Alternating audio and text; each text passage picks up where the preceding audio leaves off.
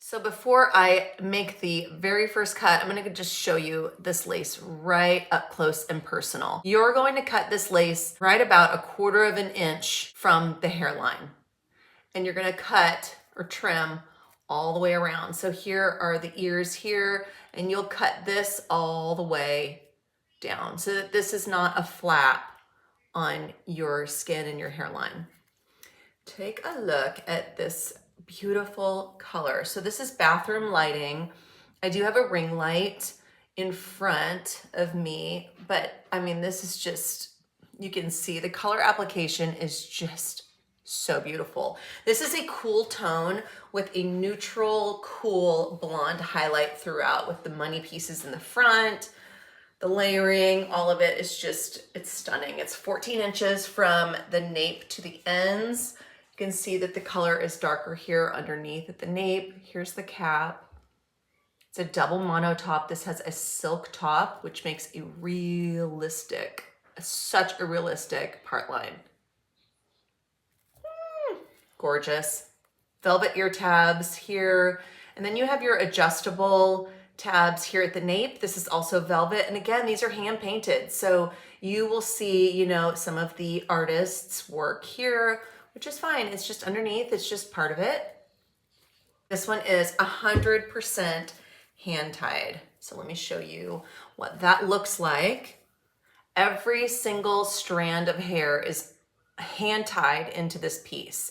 So what that means is that, so you can see my thumb right through it. What that means is that this hair moves just like your natural bio hair would. Not connected to a row of wefting. It's completely just free to move. And it's just, it's beautiful. I just love this wig so much. So this is a batch wig. So this has been made multiple times. So there are always 2 to 4 wigs in her batch for sale at once. And they're all the same. Same color, same exact what you see, same exact cap, and same size. So this size is a small to average. And I would say it would be best on somebody with 20.5 inch head circumference to 22 inch head circumference, and that is the max. My head circumference is 21.5 and it fits perfectly. I'm gonna go ahead and try it on after we trim up this lace. The mannequin head that I purchase is always smaller than my own head. Just a reminder, when you put your wigs on, your mannequin head to trim the lace, to style, whatever it is, you're going to want a circumference smaller than your wig. Why? Because we don't want to stretch these out. So you'll need a few things for cutting lace. You'll need a very sharp set of shears, water bottle, a couple of clips to keep the hair back and away from the lace. You don't want to trim the hair, obviously, while you're trimming lace. And if you are my age or around thereabouts, you'll need your pair of readers. So take the hair and pull it back and clip.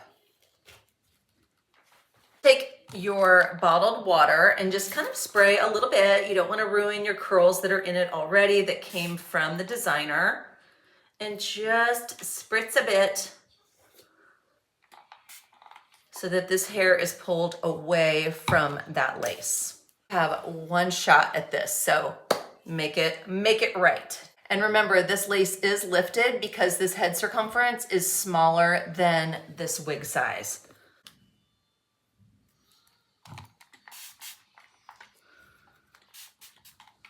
Okay.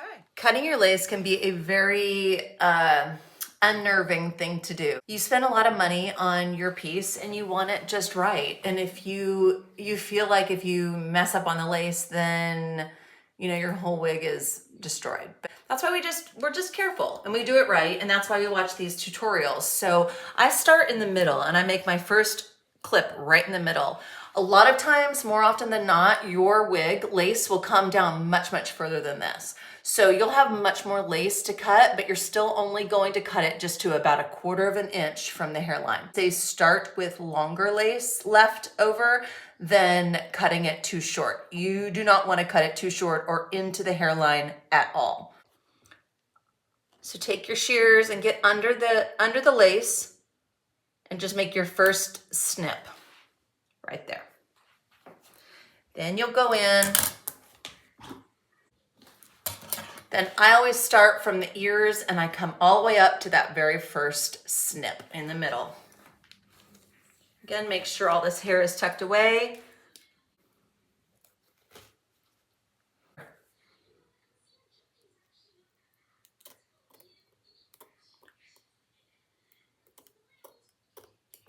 This kind of serves as a guide, this darker lace here. And just move slowly.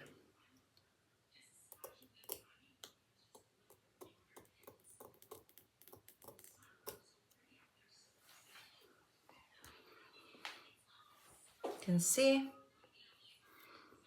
I'm almost to that line in the middle. And there you go. So that will melt right into the skin. I'll go ahead and work on the other side off camera, finish it up, but I do the same exact thing, start from the ear all the way up to the middle here, and it is finished. All right, I finished up. Good, gorgeous. All right, let's put her on. Oh, and just so you know, because I know I'll be asked, this one is also a piece by Gardeaux. So this one is called Jenny, the one where we just cut the lace.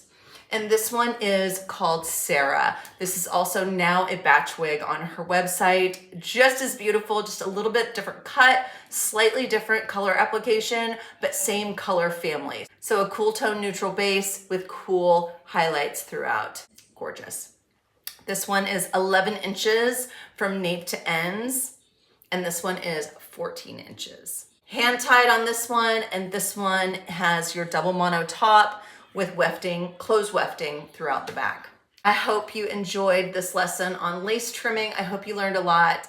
I promised I would show you the Jenny when I was finished, and here she is. Isn't this gorgeous? So 14 inches long. Here is your lace front, just melts right into your skin. I do not have any makeup on right now, only my eyebrows and mascara. Once I have my makeup on and feel complete, the whole look will come together beautifully. Even without makeup, this is just a gorgeous, gorgeous everyday piece that you could dress up, dress down. I love it. So excited to share this with you. A wig named after me. Yay! Go check out Gardeaux Wigs. The links are below. You will not regret getting this wig. It's gorgeous. Subscribe here, like, follow me on Instagram, follow me on Facebook for all the tips and tricks. We will see you next time, and always grateful. Thank you for your support. It means everything to me. Thank you.